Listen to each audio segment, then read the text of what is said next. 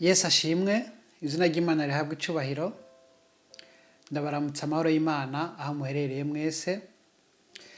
Uno munsi nifuje ko dusubira gusangira amajambo, kandi kuri uno munsi nkaba nifuje ko tuyaga ku majambo avuga ugusenga. Ndakeneye ko twiga ku gusenga, ariko kandi turaba n'ibisabwa mu gusenga. Reka tubanze turaba n'amajambo dusanga mu ndirimbo kantike, indirimbo zo guhimbaza Imana, indirimbo ya 49. Iravuga ati: ugusenga ugusenga kuramfasha ibihe byose, kunshikana kuri data akankiza mu bingoye, kandi satani iyo anteye akansuka uburyo bwose, ibeta ngabo kenshi ugusenga kuramfasha. Wagusenga wagusenga, amababa yawe ajana ibyo nsaba kuri data, yiteze kumpa umugisha. Ko ari wewe nziga ku buntu, sinzoreka kumusenga, nzomukorera amaganya, ntazokwanka kunduhura. Kandi igihe kizoshika, mbona ibiri kure byose by'igihugu citereye hari iwacu mu ijuru, niho nzoca nterurirwa njyanwe n'abamarayika, ndirimba n'umunezero, no gusenga ni gukuru. Reka twisunge n'ijambo riri muri Matayo igice c'indwi ku murongo w'indwi. Umutwe w'iryo jambo ravuga gusaba. Ngo musabe muzohabwa, murondere muzoronka, muramutse muzokugururirwa. Musabe ugusaba, muramutse muzokugururirwa. Aya n'amajambo avuga gusenga, kuko byose tubironkera mu gusenga. Ugusenga ku muntu yamenye Imana, ugusenga ku bana b'Imana ni ikintu gisabwa umwanya wose. Mu gusenga niho tuyaga n'Imana, mu gusenga niho duhishurirwa n'ibiva ku Mana, mu gusenga niho tugwana n'intambara z'uburyo butandukanye, mu gusenga niho twambikirwa imbaraga zo kudushoboza, ari wo Mwuka Wera.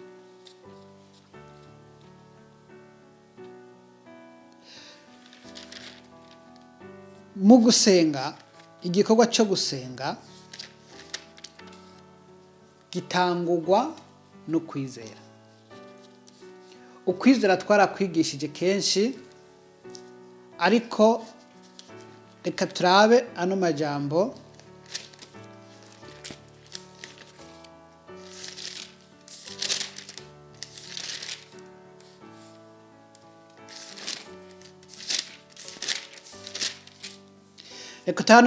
ari mu Baheburayo igice ca 11 ku murongo wa 6.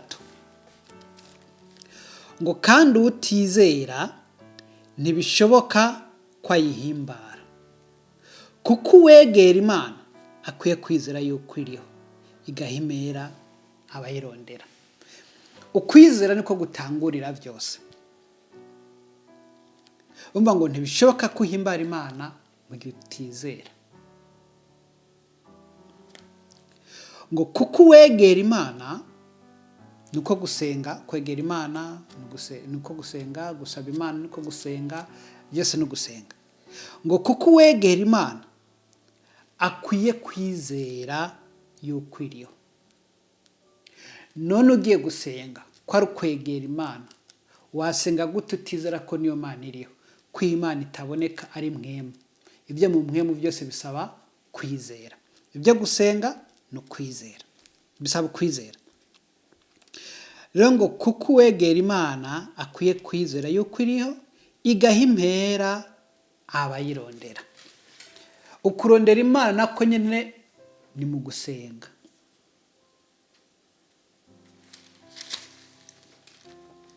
Tuvuye ku kwizera rero, ukeneye kwiga ibyo kwizera, ukuntu wakwizera byose twarabyigishije. Nwaraba mu nyigisho zigishijwe mbere, uraza kubona inyigisho zo kwizera.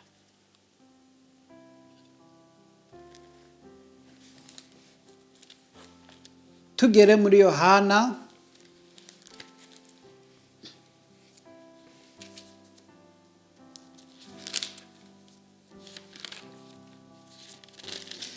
igice cya 4 umurongo wa 23. Reka turabe abasenga Imana uko bakwiye kuba bameze n'abaribo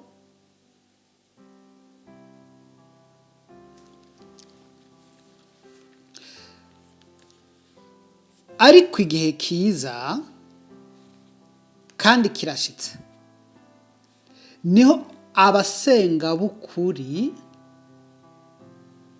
bazosenga Data mu mpwemu no mu kuri, kuko Data arondera abamusenga bameze batyo.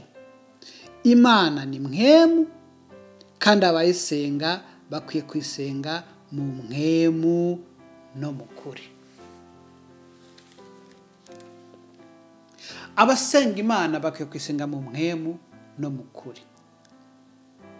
Abyumva ngo kuko n'Imana ari mpwemu. Kandi mwumvisemo ko ijambo harimo ngo Data arondera abamusenga bameze batyo. Donc abamusenga mu kuri. Mwumvise ngo abasenga b'ukuri bazosenga Data mu mpwemu no mu kuri.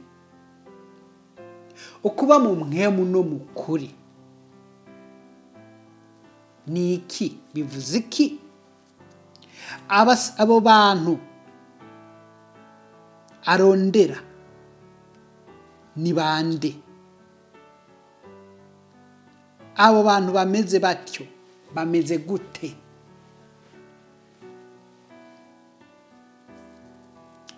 Abo bantu icyambere nabizeye, icya kabiri ni abanyamwuka, ni abana b'Imana,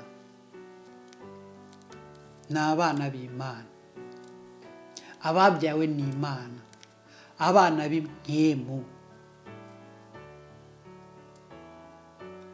bari mu kuri. Kuba mu kuri no kuba muri Yesu, kuko Yesu niwe kuri. Reka turabe Matayo 3:11.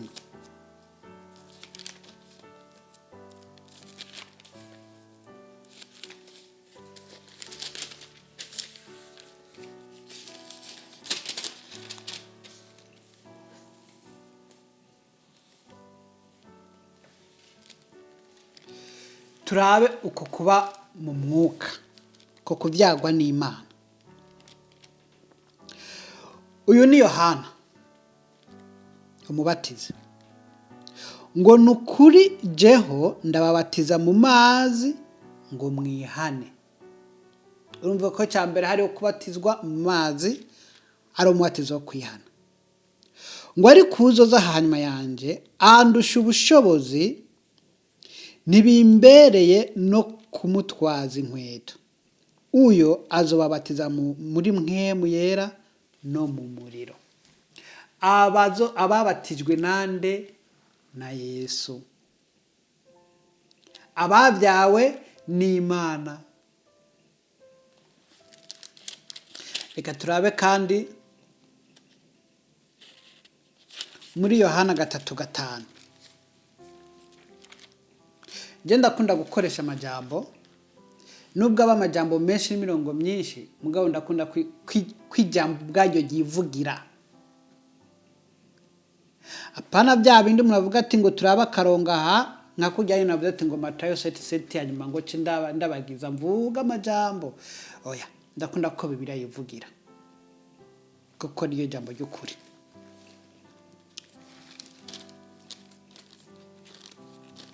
Rero ntibibarambire yuko nkoresha amajambo menshi.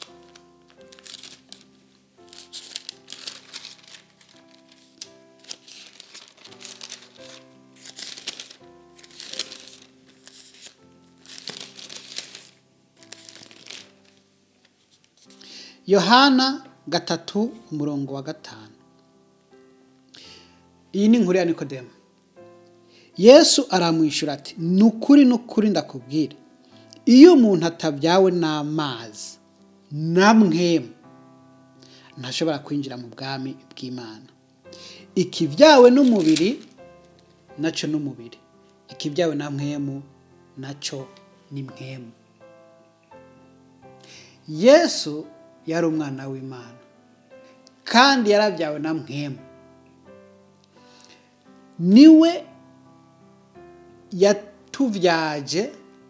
yatubyaye mu buryo bw'imwemu, atugira abana b'Imana. Ariwe mpamvu kuri 1:12 bavuga ati ngo ariko abamwakiriye bose yaba basha bwo gucika abana b'Imana, ngo nibo bizeye izina ryiwe, nibo batabye no kwifuza mbwa babyawe n'Imana.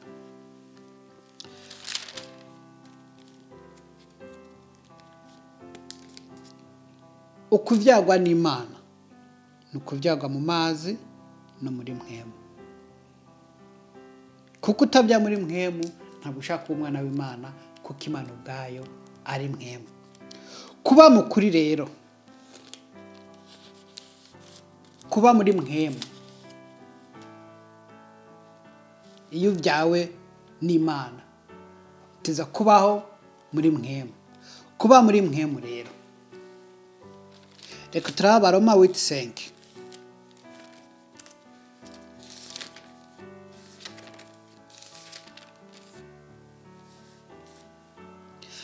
Aya majambo yose ni kubwa ya ntumbero yo kuvuga yuko Imana ikeneye abasenga mu mwemu no mu kuri. So kuba mu mwemu, Abaroma 8 umutwe w'ijambo uvuga ati ngo ubugingo bwo muri mwemu. Donc kuba muri mwemu, ubuzima bwo muri mwemu. Ku murongo wa 5, kuko abaganzwa na kameremere k'umubiri bitwararika iby'umubiri, kandi abaganzwa n'imwemu bitwararika iby'imwemu. Kwitwararika iby'umubiri kuzana urupfu, ariko kwitwararika iby'imwemu kuzana ubugingo n'amahoro. Kuko kwitwararika iby'umubiri gutera kwanka Imana.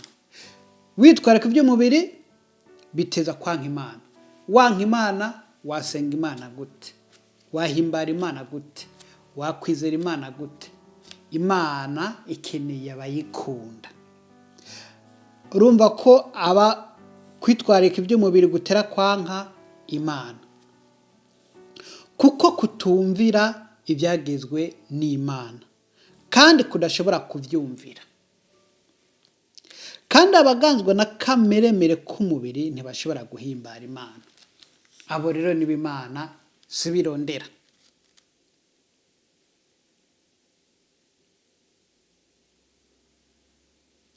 Mugabo babandi rero babyawe n'Imana. Ku murongo w'9, ngo ariko mweho ntimuganzwa na kameremere k'umubiri, ariko muganzwa n'imwemu. Bisanzwe mwemu w'Imana aba muri mwebwe, mwemu aba muri twebwe. Ariko iyo umuntu adafise mwemu wa Kristo ntaba ari uwiwe. Nuko rero Imana irondera, uruka kakajambo, Imana irondera abayisenga bameze batyo. Imana irondera, urabyumva? Rero abarimwo mwemu wa Kristo nibo biwe, nibo bana b'Imana, nibo babyawe n'Imana. Umurongo wa 14, abarongorwa na mwemu w'Imana bose nibo bana b'Imana. Abarongorwa na mwemu w'Imana bose nibo bana b'Imana.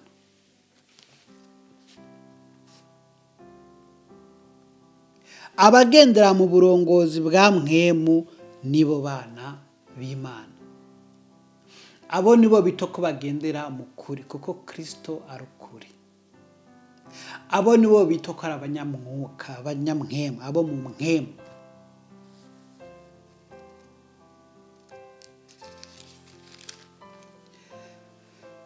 Reka dusimbire mu Bigalatiya 5:16.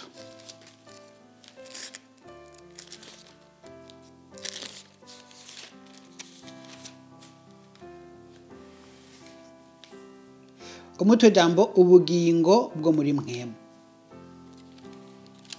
Ndavuga nti mugendeshwe na mwemu, niho mutazoshitsa ibyo akameremere kanyu kifuza. Kuko akameremere kanyu kifuza ibyo mwemu yanka, kandi mwemu yifuza ibyo akameremere kanka. Mu yandi majambo, iyo ugiye mu burongozi bwa mwemu urongorwa ibyo akamere kanka, niko kwiyanka.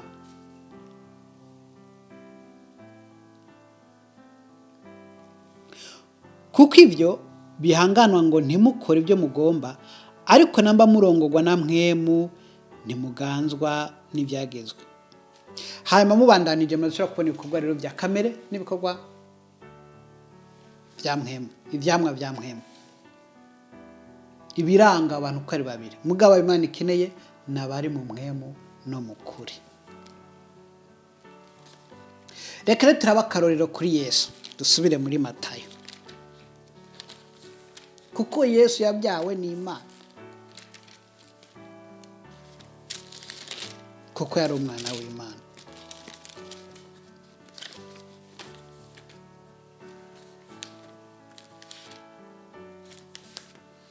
Matayo 3 ku murongo wa 16. Yesu amaze kubatizwa acava mu mazi, maze ijuru riruguruka, abona mwemu w'Imana amanuka asa n'inuma amugwako. Mu buryo bw'Imana cyari ikimenyetso cy'uko abyawe muri mwemu. Ni ikimenyetso ngo buno rero ijwi riva mu ijuru riti, uyu niwe mwana wanje nkunda akampimbara. Ni umwana w'Imana kuko akwije byose. Ngo ikitabyawe n'amazi na mwemu, urabyumva? Ngo nukuri ko ndakubwira, ikitabyawe n'amazi na mwemu nikizobasha kwinjira mu bwami bw'ijuru. Utegereza guca hano ngo kuko ikibyawe n'umubiri mbwa kibya na mwemu ni mwemu. Abisigura ko yaravutse mu buryo bw'imwemu. So ubugingo bwe rero bwo muri mwemu, ku gice cya 4 umurongo wa 1, buno Yesu aduganwa na mwemu mu bugaragwa ageragezwe n'umugwanizi. Ubwo n'uburongozi bwa mbere bwa mwemu kuri Yesu. Mwemu yera ni mwemu. Yesu kuko abatijwe n'umwuka wera, umwuka wera amuje ko kuko abaye w'imwemu, kandi yuba uburongozi bwa mwemu, agize ijwi rya mwemu rimubwira kuduga, nawe arakurikiye. Mugabo rero mwemu amutwaye hehe? Mu bugaragwa ngo ageragezwe n'umugwanizi. Ibigeragezo by'umugwanizi rero ni iby'akamere ku mubiri.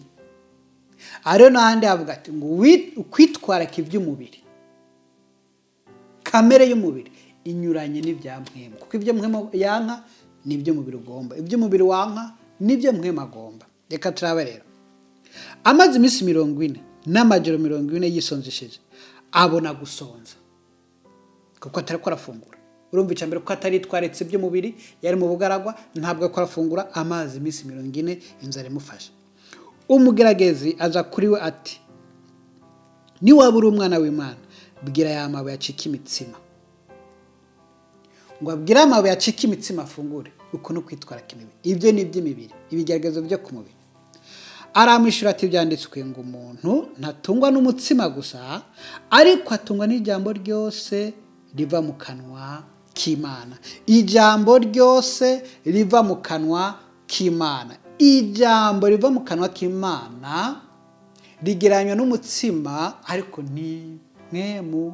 Ntabwo ari ubugari, ntabwo ari icy'umubiri, ariko ni mwemu. Ijambo riva mu kanwa k'Imana. Buno umugwaniza mujyana mu gisagara cyera, amuhagarika ku gato k'urusengero, aramubwira ati, ni wabura umwana w'Imana ikorere hasi, ko byanditswe ngo azokuragiza abamarayika biwe nabo bazokuramira mu maboko yabo ngo kumbure ntutsitare kwibuye. Ibintu by'umubiri. Yesu aramubwira ati byongeye haranditse ngo ntukagerageze uhoraho Imana yawe. Umugwanizi yongera kumujyana ku musozi uhagaze cyane, amwereka ubwami bwose bwa hehe mu isi n'ubwiza bwabwo iby'isi. Ati ibyo byose ndabiguha niwamfukamira ukansenga. Ibi ni byo bigeragezo duhura n'abantu mu isi. Abantu bitwareka iby'imibiri yabo, abantu bitwareka iby'isi, abo onye bakora ibizira byankwa n'Imana kandi kubw'intumbero z'imibiri yabo. Mubwiye ko hano ijambo rivuga yuko ubuzogomba gukiza ubugingo bw'iwazo bubura. Bisigura gute? Hano Yesu yari amaze iminsi 40 ashonje. Mu yandi majambo yari afise turetse ibyenye byo guhindura amabuye agahinduka umutsima n'ibindi, anyurumva ko arafise gufukamira Satani, akacabwa n'ubwiza bw'isi bwose n'ibyiza byose, afukamiye gusa Satani. Uko niko abantu benshi bageragezwa na Satani, bagakora iby'umugararizo n'ibyaha, ibizira iby'Imana yanka, ubwicanyi, uburozi, ibyo gutanga ngo ibimazi by'amaraso, ibyo byose iyo ukurikiranye babiguyemo bose, ibigeragezo byabo nibi. Bagomba amatungo, bagomba kuba ibyamamare, bagomba kuba abanyabubasha bategeka icyo bagomba cyose, bagomba kuba abantu bashyizwe hejuru bamenyekana, bagomba kuba abantu babandi bafukamirwa na bose ati uri gitangaza n'ibyo. Ariko nta mpera bifise. Ngo nukuri ndakubwira kuri Nikodemo, ikibyawe n'umubiri nacyo n'umubiri, ikibyawe n'imwemu n'imwemu, ikitabyawe n'amazi na mwemu. Amazi kwihana, umubatizo wo kwihana, mwemu kubwo kubyagwa na mwemu, ntabwo azobasha kwinjira mu bwami bw'ijuru. Nibyo. So buno Yesu aramubwira ati mva ko Satani, kuko byanditswe ngo uhoraho Imana yawe aba ariyo usenga kandi aba ariyo usaba yonyine. Biranditswe neza ati muri rya kamere k'umubiri harimo gusenga ibigirwamana. Niyo mwasoma ahandi h'Ibigalatiya muraza kubibonayo.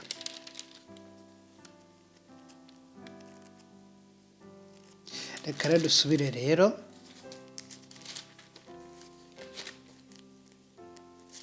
muri Yohana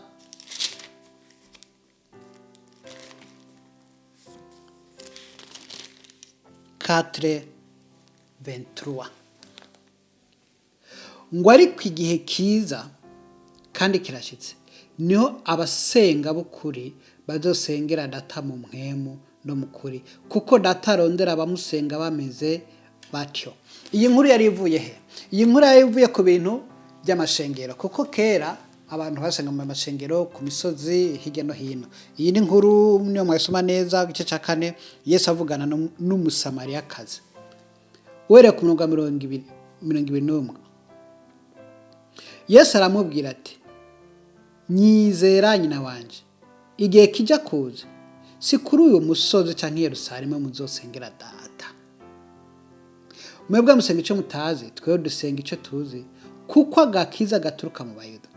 Ngo ariko igihe kiza kandi kirashitse. Aya ari kuvuga Pentecote, yari kuvuga igihe cy'umwuka wera kuza mu bantu, kuko niwo mubatizo wa mwemu, niwo watumye abakiriye uwo mwuka bose bita ko ari abana b'Imana. Ngo abamwakiriye bose ubasha bwo gucika abana b'Imana, nibo babyawe n'amazi n'imwemu, nibo bana b'Imana, nibo bizeye Imana.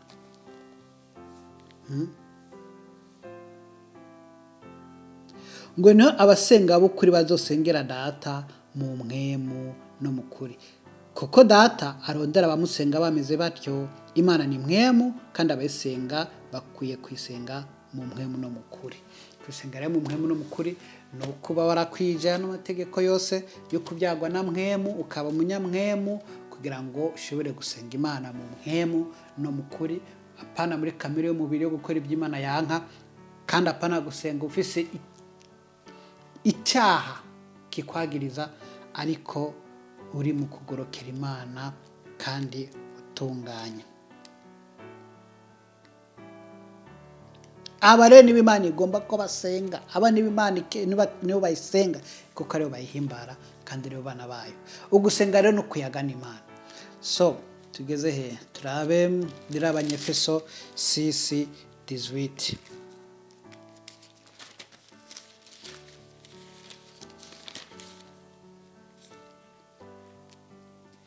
Abanyefeso 6:18.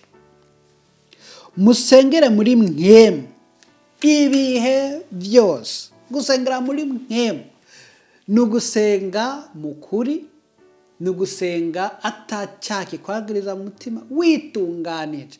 Icyo rero cyari cya gatatu.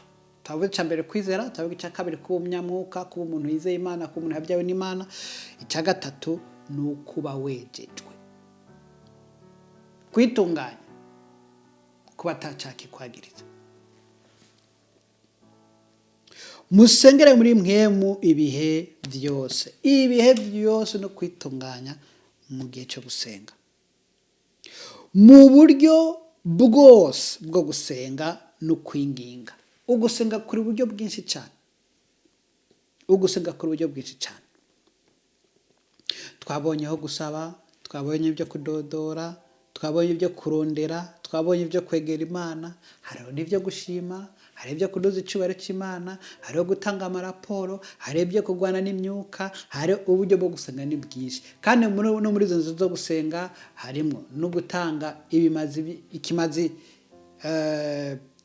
nk'ishimwe, ikimazi cy'ishimwe, amashikanwa bene ibyo. Hariho gutanga ikimazi cy'umutwaro, iyo umutwaro uremereye, ugashobora gutanga ikimazi mu buryo canke mu kwisonzesha, kuko hariho ibintu bimwe biba biremereye bisaba inkomezi. Hakabaho n'ibyo gushyigikirana n'abandi, ariko ibyo byose mu burongozi bwa mwemu.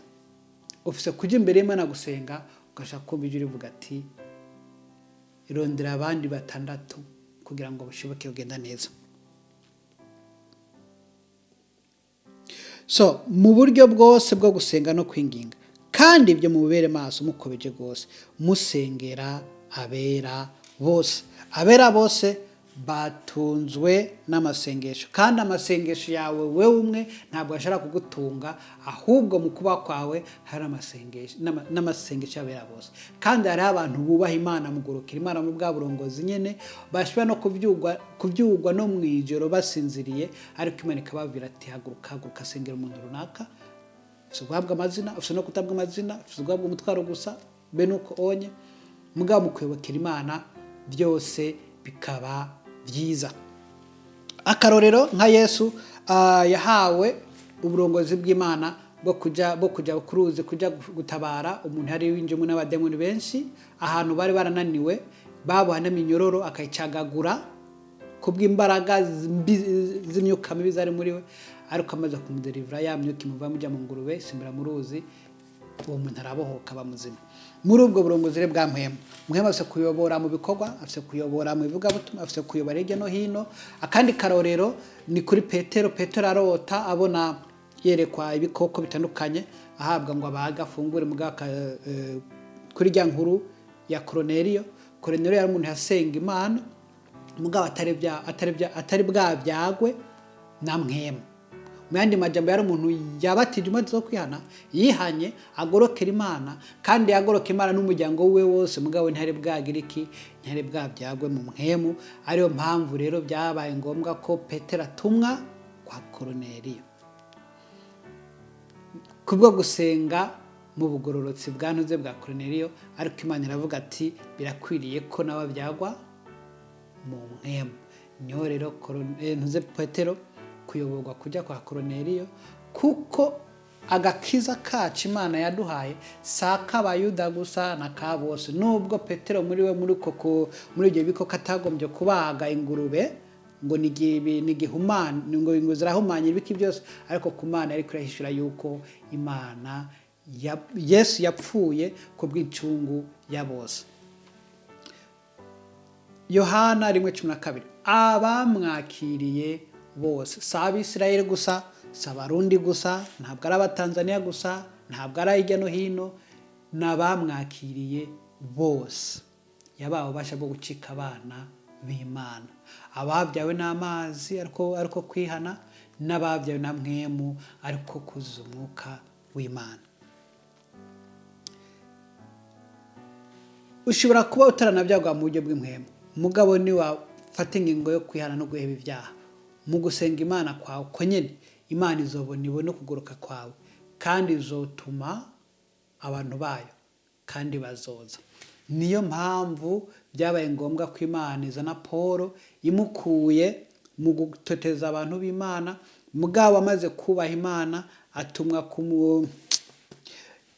iyo nkuru mashaka kwisoma, kandeke gukoresha amajambo menshi, mpamvu nangura kuzingura n'indi mirongo, mugabo mu ncamake ugusenga birasaba ko umuntu aba yizeye. Ica kabiri birasaba ko uba waratunganije byose, uba mu ubusenga mu kuri no mu kugororoka, ariko gusenga atacaki kwagiriza wihanye witunganije. Hama kandi ugasenga ibihe byose mu mwemu.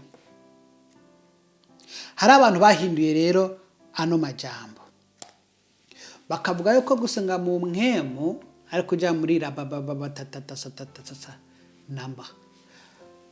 Mu mwemu no mu kuri twabisomye mu Baroma witi, turabisoma no mu Bigalatiya 5.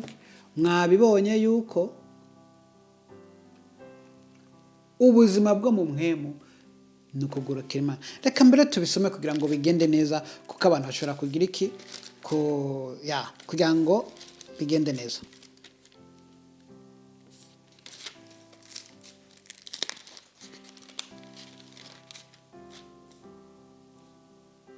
Ndibaza ku mwanya uriho.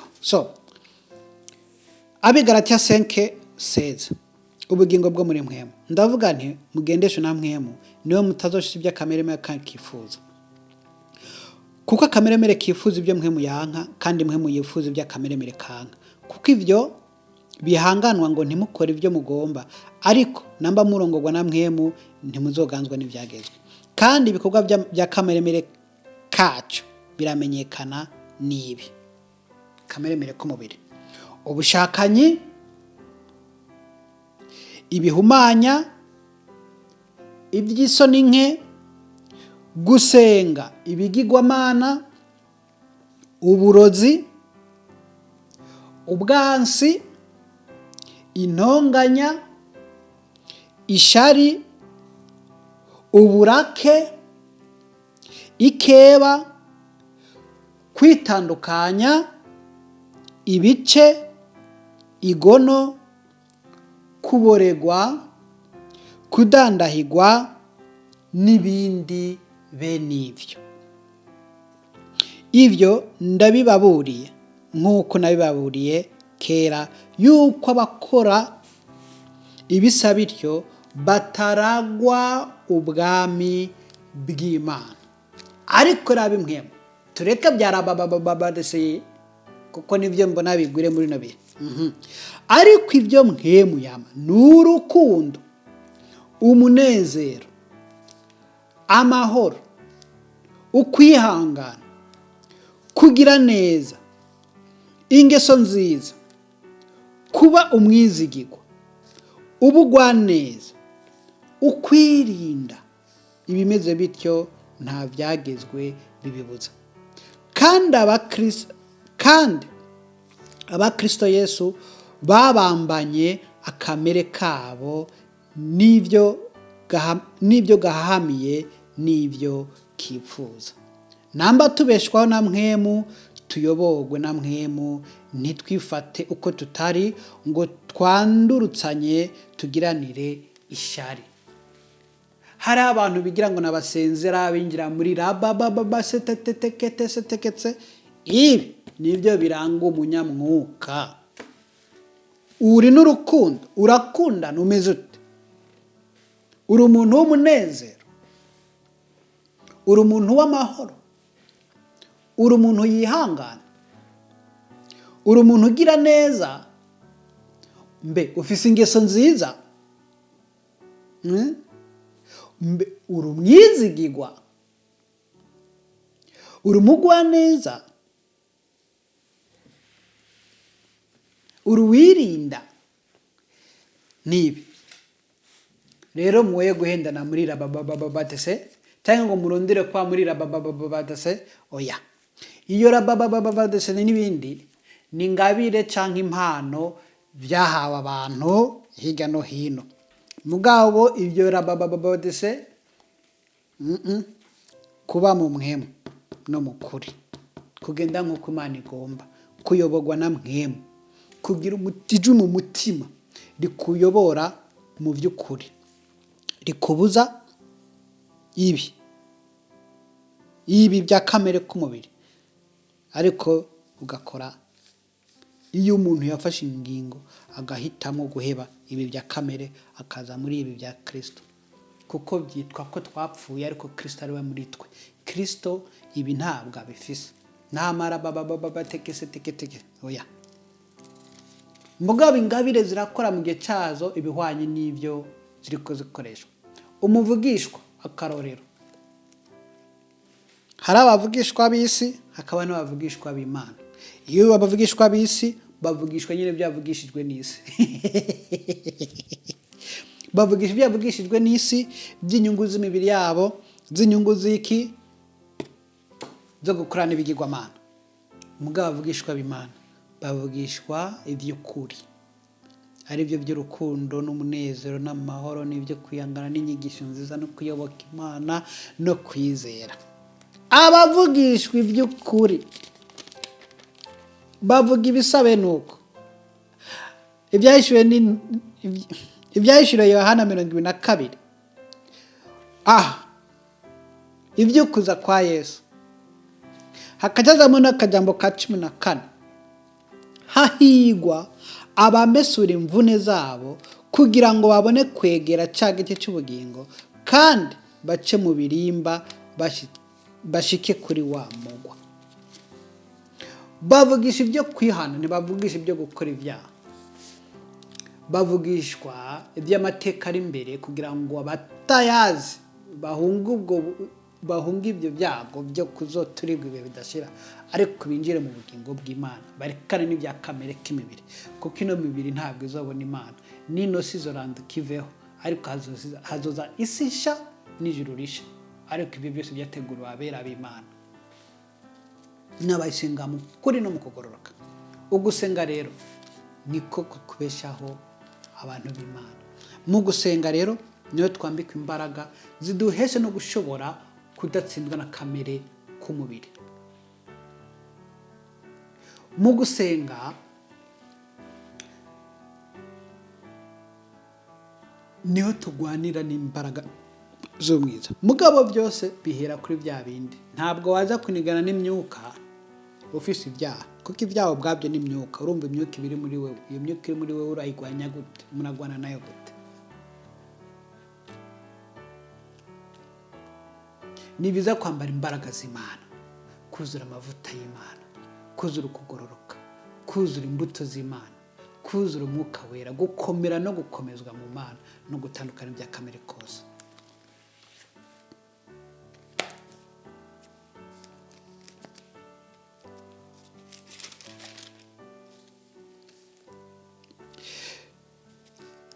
Abanyefeso 6:10, ibisigaye muremesheje mu mwami wacu no mu bushobozi bwiwe bwinshi, mwambare ibigwanisha byose by'Imana kugira ngo mushobore guhagarara mudatsinzwe n'ubugunge bw'amugwaniza. Kuko abo tunigana atari ab'inyamaramazo, ariko tunigana n'abakuru n'abafise ubasha n'abaganzi y'isi y'umwiza nimwe mu mbiza ahantu ho mu ijuru. Birasaba gusenga, birasaba kuzura imbaraga, birasaba kweza no gutunganya ibihe byose, birasaba gushikama mu kwizera. Kandi mu gusenga, iyo umuntu apanga amasengesho, ni byiza ko umuntu atavangatiranya. Apana Mana yo mu ijuru, mbabare ibicumuro byanje, sambira imyuka Satani, reka nyoze n'ibicumuro uvangatiranya. Oya, panga. Nimba wafashe umwaka w'imbere y'Imana, banza wiyeze. saba imbabazi. Nimba wakoze ibyaha bigutandukanya n'Imana, kuko Imana izirana n'icyaha, nimba wagiye gusambana, ntukizigire kuri kumwe n'Imana, kuko Imana ntiyaguherekeza muri ibyo byaha, kuko ntabwo Imana ari yaba ameze batyo. Imana ni yabahisemo kuva muri kamere kabo, bahisemo kurekana n'ibyaha, bahisemo kugendana n'Imana no kwa murongozi bwayo. Nta jwi ry'Imana ryakwemerera kujya mu busambanyi kandi kagendana nawe hama ngo rigarukane nawe. Iyo ugomba ujya mu busambanyi, ijwi rirakumenyesha ko neza urabyumva mu mutima yuko ibyo ugiyemo bidahwaye n'uko ugomba kw'Imana, kandi niba bijyamo uzoba uhisemo, Imana irakureka ukabijyamo, ariko ntijyana nawe. Muri icyo gihe wakoze ibyaha bigutandukana n'Imana, utegereza kwegera abafise Imana, ukatura ibyaha byawe, bakagusabira imbabazi, bakaguhuza kandi n'Imana. Kristo niwe muhuza wacu n'Imana. Bisaba ko igihe cyose tweza tukegera Kristo, kandi bigasaba ko twama mu mbaraga ziwe. Kandi niyo mpamvu ibimenyetso byinshi biduhesha kwama twibuka Kristo. Icyambere hariyo nk'akarorero, uruhimbi, kurya umubiri wa Kristo no kunywa ku maraso ya Kristo. Ibyo ni ibintu bikorwa kugira ngo no mu mitekerereze yacu twame twibuka urupfu rwa Kristo. Twame twibuka kandi ko anadupfiriye kugira ngo tutaba abaganzwa na kamere k'isi, tutaba ab'isi, ariko tubyagwa n'Imana, tugahingurwa muri Kristo. Kwezwa, gusaba imbabazi, kwitunganya, hanyuma ukegera Imana, ugahamagara Imana Data wa twese wo mu ijuru, Mana isumba byose, Mana y'amahoro. Hama warangiza ukajya mu kindi kirere, nimba wazanye no gushima, ugafata umwanya wo gushima, ukayibwira Imana ibyishima byose, kuko izo biri ngaho kumviriza ko yahamagaye uguti kwayo kuba kuriyo kugira ngo kumvirize amasengesho y'abera bose. Ukayibwira, ukayinginga, ukayisaba, mugabo byose kimwe cyose ku mwanya wacu. Nimba ari kwambara imbaraga, bifatira umwanya wabyo. Mana reka inkomezi zawe zimbemo, ndasaba ubasha bwa Mana bumbeko, reka imbaraga za Mana zimbemo zigwiriye, reka ubushobozi bwa Mana bumbeko, gushobora no gushobozwa bimbamwo, kuko ntushobora ndi umwana w'umuntu, ariko kuri Imana ishobora byose, uri kumwe nanjye mbasha byose. Bana nanjye ukaba mu mwanya wo kwambara imbaraga, ukabanza ugaheza kwambara imbaraga. Hanyuma hageze umwanya wo guhangana n'imyuka, genda guhangana n'imyuka, kuko muri icyo kirere cyo kurwana n'imyuka uba uri kurategeka, si wowe bikora, ariko ni Imana ibikora ibikoresheje n'ingabo zayo. Muri icyo gihe ni byiza yuko udatanga urucuka tujya mu bindi. Imana ndasamba imyuka Satani, ndasaba kweza no gutunga, ujya kweza kandi wakora kimwe ugiheze, uje ku kindi ugiheze, uje ku kindi ugiheze. Ugeze gusambura rero, fata umwanya mwiza usambure, ntugwane urugamba ugarukiriza mu nzira, mugabo rugwane nk'uruheza. Ndasambura imyuka, ndasambura ibi, ndasambura iki, ndasambura iki, ndasambura ingwara, ndasambura ibi, ndasambura imyuka mibi, ndasambura ibingerageza, ndasambura imivumo, ndasambura ibi, ndasambura, ndagwanya rererere. Fata umwanya mwiza usambure byose, byisambura byose. Hanyuma uhejeje uhindure dosi. Hanyuma ingabo zigwana nazo zamaze kumenya ibikorwa byayo, hanyuma ujye mu gushima. Ndagushima Mana ko wanshoboje ku imbere yawe, ndagushimira Mana ko wabanye nanjye, ndagushimira Mana ko wumvise ibyo nasenze, ndagushimira Mana kandi ko byose byo kubikora nk'uko wabidusezeraniye kuzobikora. Waravuze ko icyo tuzosaba cyose mu izina ry'umwana wawe ko cyose uzokiduhera. Nuko kandi ko mu kwizera ko ibyo dusaba byose bizoba, nuko ndabisabye byose mu izina ry'umwami wacu Yesu Kristo. Umuntu ateza ko amasenga mu izina rya Yesu, ikintu cyose ugerekeza n'izina rya Yesu Kristo, n'ibyo utegeka n'ibisambura mu izina rya Yesu Kristo, kuko muri iryo zina n'iryo zina twahawe ry'ubasha ryo kudutsindanishiriza muri nose. Byose bishoboka mu izina rya Yesu. Uhinduye ukajya mu yandi mazina y'ibindi bigirwamana n'ibiki byose, ibyo nta bubasha bifise kandi ntabwo bikorana n'Imana, ahubwo izina rya Yesu kandi niyo ryadukijije. nuko rero ndeke kubarambira, Uwiteka abagirire neza, mugire umwete gusenga ibihe byose no muri byose, musengera n'abera bose. Amena.